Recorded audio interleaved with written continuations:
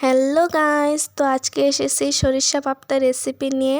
তো পাপ্তা মাছগুলোকে প্রথমে ভালো করে ধুয়ে নিছি। এবার পাটায় বেটে নিব সরিষা, জিরা, কাঁচা লঙ্কা, পেঁয়াজ আর রসুন। এবার কড়াইতে দিয়ে দিলাম সরিষার তেল।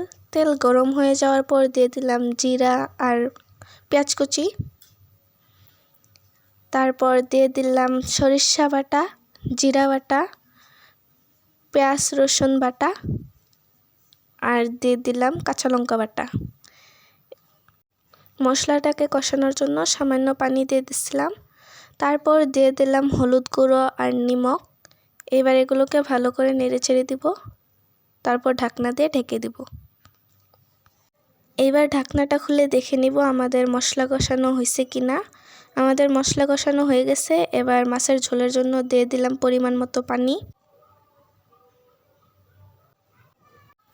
মাছের ঝোল ফুটে গেছে।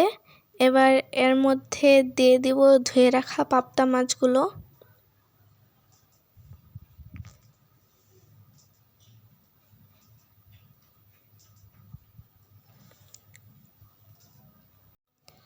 এইবার এগুলোকে হালকা হাতে নেড়ে ছেড়ে দিব। তারপর 5 মিনিটের জন্য ঢাকনা দিয়ে ঢেকে দিব।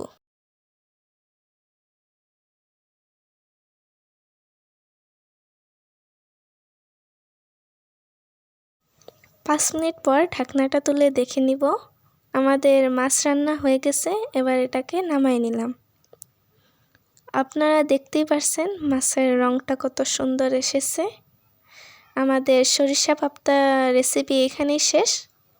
আপনারা আমাদের চ্যানেলকে সাবস্ক্রাইব করবেন এবং ভিডিওতে লাইক, কমেন্ট, শেয়ার করবেন। ধন্যবাদ।